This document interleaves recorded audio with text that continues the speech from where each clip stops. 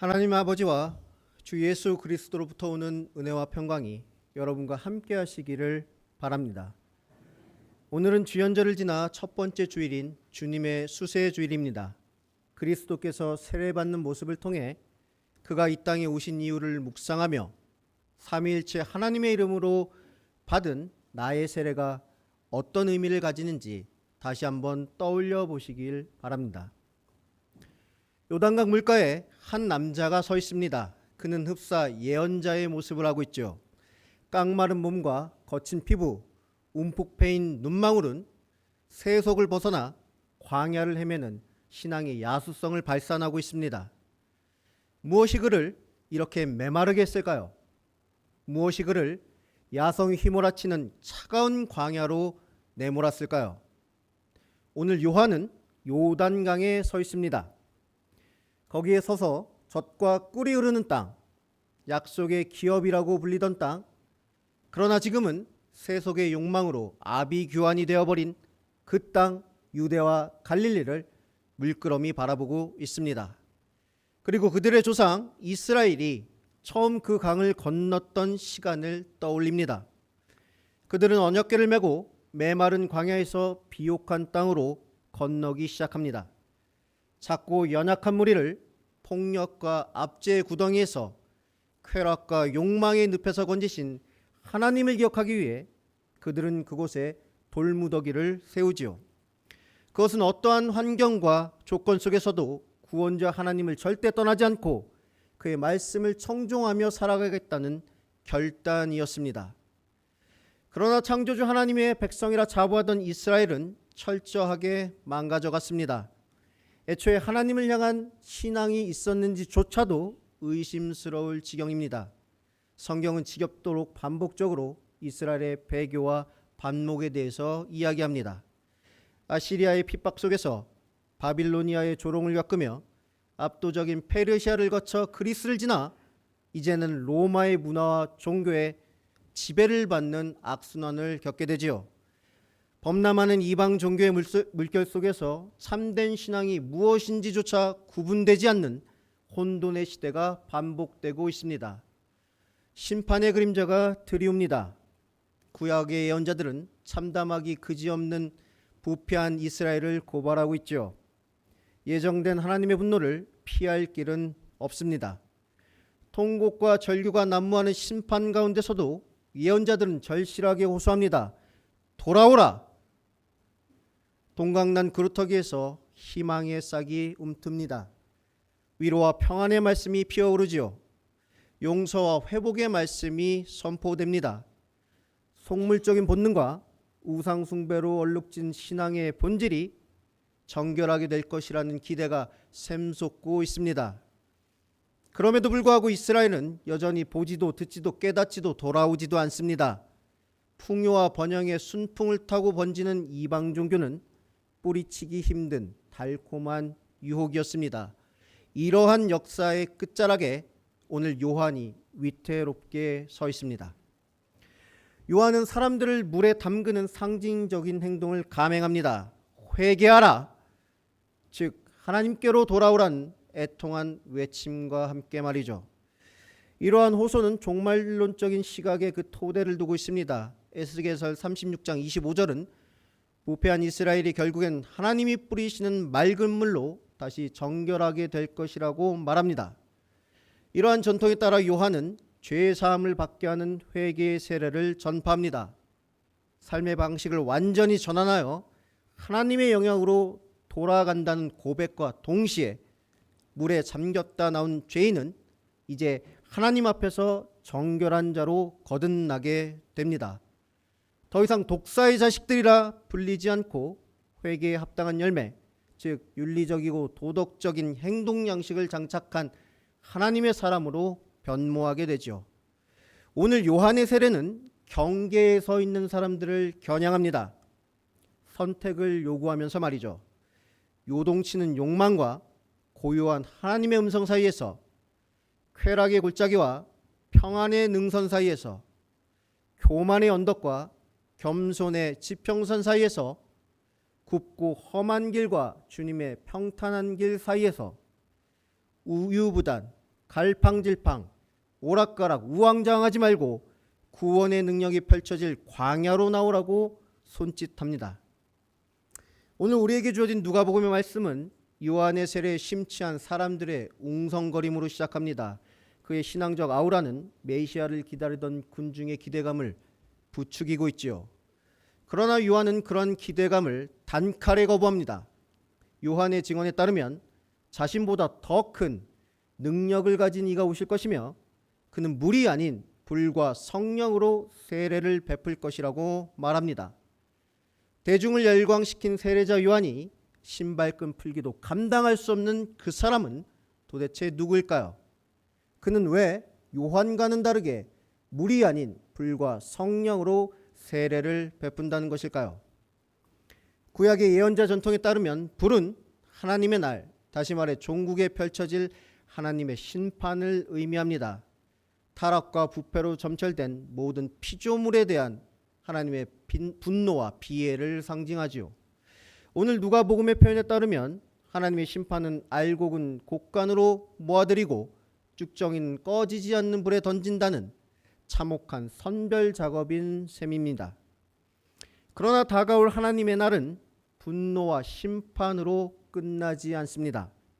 요엘 선지자에 따르면 그날에 누구든지 하나님의 이름을 부르는 자는 심판을 비껴 구원의 은혜를 경험하게 될 것이라고 말합니다. 모든 피조물에게 부어지는 하나님의 영을 통해서 말이죠. 그날의 어린아이들은 다가올 미래에 대한 예언자적인 통찰력을 가지게 될 것입니다. 어르신들은 꿈을 통해, 젊은 사람들은 초자연적인 현상을 통해 하나님의 구원 섭리를 목도하게 될 것입니다. 그렇습니다. 물로 베푸는 세례는 정결과 부정, 다시 말해 세속의 영역과 신적인 영역 사이의 경계를 암시합니다. 그러나 불과 성령으로 베푸는 세례는 경계를 설정하는 것에만 그치지 않습니다. 그것은 그 경계 너머에 있는 하나님의 경륜, 즉 다시 돌아오는 이들을 위한 하나님의 구원 섭리를 함축하고 있습니다. 그렇다면 그 구원 섭리는 구체적으로 무엇을 말하고 있을까요? 이제 예수께서 세례받는 장면을 통해 우리의 시선을 돌려봅시다. 요한의 알쏭달쏭한 증언은 곧 현실이 됩니다. 물세례를 받던 사람들 사이로 나사렛 사람 예수가 등장하죠. 여느 사람과 다르지 않아 보이던 그의 세례는 곧 함께 있던 이들을 모두 다른 차원의 세계로 인도하기 시작합니다. 바로 하늘이 열린 것입니다. 창조주와 피조물의 경계, 세상의 나라와 하나님 나라 사이의 경계가 허물어집니다. 이런 신비로운 현상은 이미 예견되어 있었죠. 이사야서 64장은 창조주 하나님을 향해 하늘 열고 내려와 달라는 예언자의 간절한 기도를 담고 있습니다. 하나님의 강림을 위한 간구가 비로소 오늘 예수께서 받으신 세례를 통해 성취된 것입니다. 주목할 만한 것이 있습니다. 경계가 허물어지는 방향이 위에서 아래라는 점입니다. 하나님이 통치하는 세상이 하늘을 찢고 불의와 혼돈이 난무하는 땅으로 맹렬하게 하강합니다. 생명을 담지한 자신의 영, 성령을 통해서 말이죠. 성령은 비둘기와 같은 형체를 가지고 요단강 물 위에 잠긴 예수께 강림합니다. 아가서에 따르면 비둘기는 사랑을 상징하죠. 따라서 하늘에서 비둘기처럼 내려오는 하나님의 영은 이 땅에 선사할 하나님의 사랑을 확증해 줍니다. 그 사랑은 부패하고 타락한 이들을 건져낼 것입니다. 말씀이 희귀하고 예배가 상실되고 공동체 윤리가 바스러진 이 참담한 시대로부터 말이죠. 이웃과 하늘이 열리고 그 열린 하늘 사이로 소리가 들리기 시작합니다. 그 음성은 경계를 뚫고 인간 세상으로 쏟아져 내리는 하나님의 구원이 무엇인지, 어떤 실체를 가졌는지 알려줍니다. 무참하고 비정한 홍수의 심판이 끝나고 굳게 닫혀버린 하늘, 꿈에서나 오르락내리락 할 수 있는 현실과 동떨어진 하늘, 애끓는 기도가 상달되길 바라며 막연하게 바라보던 하늘, 그 하늘은 악의 세력에 잠식된 무리를 향해 소리치기 시작합니다. 예수는 나의 사랑하는 아들이라 내가 그를 기뻐하노라. 이 두 가지 선언은 모두 구약 성경에 기초합니다. 첫 번째로 나의 사랑하는 아들이란 호칭은 시편 2편의 말씀을 떠올리게 하지요. 시편 2편은 하나님의 통치에 대항하는 악의 세력을 언급합니다. 그들은 하나님께 대항하는 세력을 우주적인 차원으로 확장하며 하나님의 통치를 괴멸시키려고 시도합니다. 하나님의 아들이란 칭호는 하나님의 신비한 능력에 참여하도록 허락받은 존재입니다. 그는 초월적이고 우주적인 악의 세력에 대적하여 하나님의 거룩함을 회복하는 존재로 임명되었습니다. 그는 결국 승리할 것이며 하나님의 통치를 대리할 왕으로 등극할 것입니다. 혼돈으로 맥빠진 세상을 제압하고 그 경계를 뚫고 침투하는 하나님의 나라의 선봉에 서게 될 것입니다. 그곳에서 그는 심판에 넘겨질 죄인들을 하나님의 품으로 돌아오게 할 것입니다. 광기와 혼란의 시대를 살고 있는 우리는 경악할 만한 변화를 기대할 때가 있습니다. 파렴치함과 가증스러움으로 소용돌이치는 세상, 비인도적인 발상과 잔혹한 폭력이 난무하는 세상, 돈과 권력에 함몰되어 허우적거리는 세상, 인간의 힘으로는 이 세상을 도저히 회복할 수 없다는 절망감이 우리 모두를 무기력하게 만듭니다. 하나님의 강한 권능과 위엄이 허물어져가는 이 세상을 일순간에 무너뜨리기를 갈망할 때가 있습니다. 하나님께서 정의와 공의로 충만한 새로운 생명 공동체를 속히 창조하기를 염원할 때가 있습니다. 그 방법이 빠르고 단순하다면 우리에게 더할 나위 없이 좋겠죠. 그러나 하나님은 무자비하고 냉혹한 방식으로 자신의 통치를 이 땅에 실현하지 않으십니다. 그에 대한 단서가 자신의 아들을 부르는 호칭에 담겨 있죠. 누가복음은 시편의 하나님의 아들의 사랑받는 존재임을 덧붙이고 있습니다. 하나님의 아들은 맹목적으로 하나님의 계획을 대신 수행하는 기계적인 존재가 아닙니다. 그는 하나님으로부터 사랑받은 존재이며 그의 모든 행위는 하나님의 사랑에 기인합니다. 그러므로 그가 이 땅에 펼칠 하나님의 통치는 피조물을 향한 하나님의 사랑과 같은 말인 셈입니다. 하늘에 울리는 두 번째 음성은 사랑으로 점철된 하나님의 통치가 무엇을 암시하고 있는지 보여주고 있습니다. 이사야 42장에 따르면 하나님이 기뻐하는 사람, 곧 하나님이 택한 사람은 하나님의 영을 받아 하나님의 구원을 펼칠 하나님의 종입니다. 그는 우리가 예측하고 상상하는 방식으로 하나님의 섭리를 이 땅에 구현하지 않습니다. 그는 자신을 드러내기 위해 거리에 나가서 하나님의 나라를 선전하지 않습니다. 어둡고 침울한 상황 속에서도 절망하거나 낙담하지 않고 정의와 공의를 실현하기 위해 고군분투합니다. 그는 가냘프고 나약한 존재들이 소멸되지 않고 회복되어 우리의 시대와 공존할 수 있도록 기다려줍니다. 그렇습니다. 나사렛 예수에게 행해진 세례는 신적인 영역과 피조물 사이에 그어진 경계만을 보여주는 것에 그치지 않습니다. 그것은 그 경계를 허물고 침투하는 하나님 나라의 실체가 무엇인지 보여주는 우주적이고 종말론적인 사건이지요. 이것은 선지자 요엘이 말했던 것처럼 예언하게 되고 꿈을 꾸게 되고 환상을 보게 되는 것입니다. 하나님의 아들이라 일컫는 예수를 통해서 하나님의 통치가 시작된 그 순간을 위해서 말이죠. 하나님의 통치의 원리 기준은 세상의 것과는 확연히 다릅니다. 그것은 자신의 내면에 축적되어 있는 능력으로 전개하는 지배가 아닙니다. 그것은 오직 하나님께서 우리에게 주신 능력 안에서 겸손과 긍휼을 겸비하고 약하고 소외된 생명들을 회복과 평안으로 인도하는 섬김인 것입니다. 따라서 요단강 물에 잠겼다 일어나는 예수님의 물세례는 죄사함을 받기 위한 회개 행위가 아닙니다. 그것은 죽음을 이기고 부활하는 그리스도의 구원을 예표하는 상징적인 행위입니다. 그렇다면 우리의 세례는 어떠합니까? 그리스도인의 표지로서 우리에게 주어진 세례는 죄사함의 약속이자 거듭난 삶의 증거입니다. 루터교회는 다음과 같은 선언과 함께 세례 예식을 시작합니다.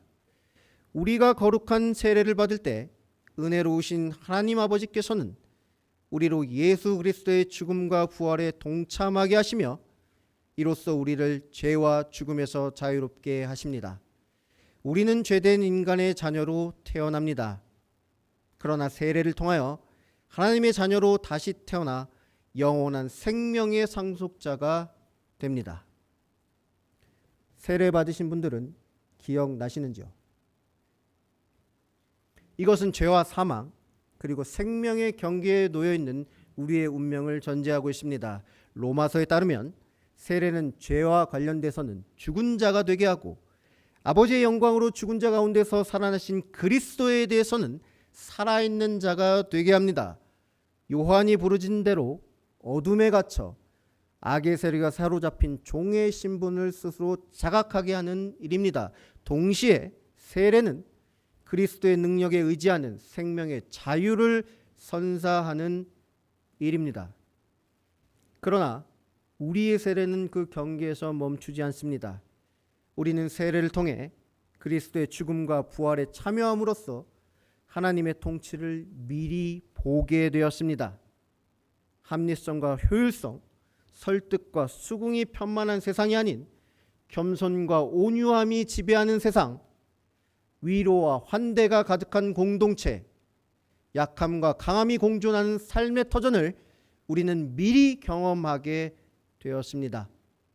세례를 통해 그러한 하나님의 통치를 선취한 사람은 자신이 가진 모든 것을 가지고 그 나라로 옮겨가기로 결심합니다. 멀리서 구경하는 방관자가 아니라 하나님이 주신 능력 안에서 선한 일을 행하는 하나님의 사람으로 변모하게 되는 것이지요. 그리스도 예수께서 세례받을 때 함께 했던 그 성령이 우리가 받은 세례 가운데서 함께 하시기 때문입니다. 오늘 누가복음은 죄사함을 전파하는 세례 요한의 모습과 그러한 요한으로부터 세례받는 예수님의 모습을 대비하여 보여주고 있습니다.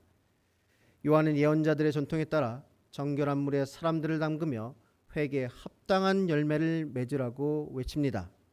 목전에 다가온 하나님의 심판을 피하기 위해서 말이죠.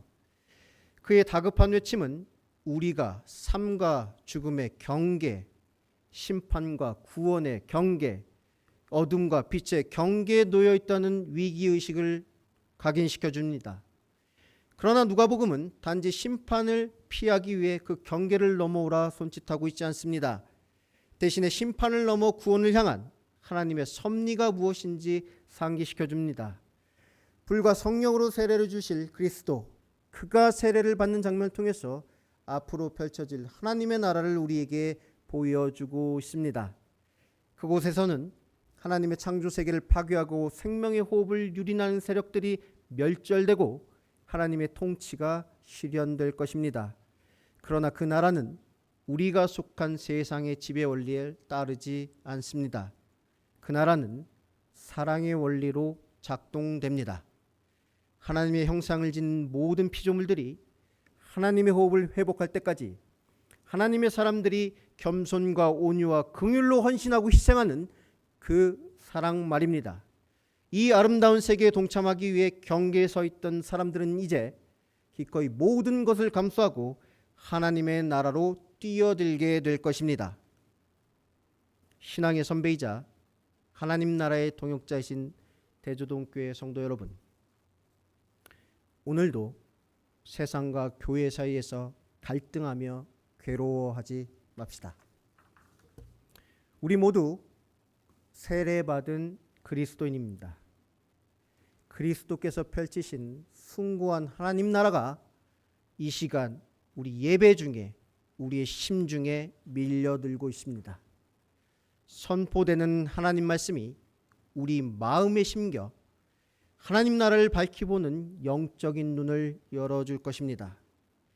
그리스도의 몸과 피가 겸손하게 모아올린 우리의 두 손 위에 하나님의 사랑이 무엇인지 그려 보일 것입니다. 경계를 가로질러 하나님 나라로 향하고자 하는 신앙적인 결단이 오늘 이 말씀을 듣는 모든 이들에게 함께하기를 주님의 이름으로 축원합니다.